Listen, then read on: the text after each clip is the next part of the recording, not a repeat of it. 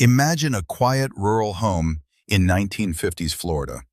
A young family excited for Christmas, gifts under the tree, a brand new car in the driveway.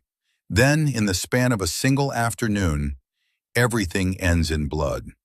This is the story of the Walker family murders, one of America's oldest unsolved cases, and a crime so brutal it still haunts investigators today. Cliff Walker was 25, a hard-working ranch hand with a bright smile and a straw cowboy hat he rarely took off. His wife, Christine, 24, was a devoted mother. Together they had two little ones, 3-year-old Jimmy, full of energy, and 23-month-old Debbie, their baby girl. On December 19, 1959, the family drove into nearby Sarasota. Cliff cashed his paycheck. They shopped for Christmas, a toy truck for Jimmy, dolls for Debbie. They came home happy, unaware they were being watched. Sometime that evening or night, someone entered their small wood frame house. No forced entry. In those days, doors were often left unlocked in places like Osprey. What happened inside was pure horror. Cliff was ambushed in the living room, shot once through the right eye. He fell backwards, still wearing his cowboy hat. Jimmy, terrified, crawled to his father. Blood smeared on his clothes and hair.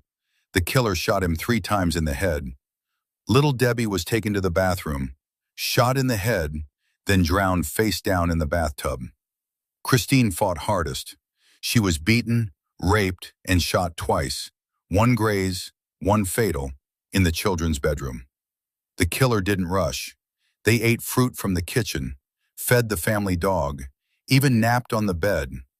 Christmas gifts sat unwrapped under the tree, a cruel reminder of what was stolen.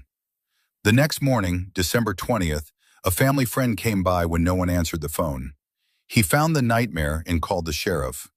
The scene shocked Sarasota County, but it got even stranger because just 5 weeks earlier, 1,600 miles away in Holcomb, Kansas, another family of 4 had been executed in their home. Herbert and Bonnie Clutter and their kids Nancy and Kenyon shot point blank. That case would become Truman Capote's masterpiece, In Cold Blood. The killers? Perry Smith and Richard Hickok. Suddenly everyone wondered, could the same monsters have struck again in Florida? Investigators dug deep. Hickok and Smith were on the run after the Clutter murders. They had been in Florida around that time, but ballistics didn't match. Alibis were shaky, but in 2012 and 2013, DNA from exhumed bodies ruled them out. No link.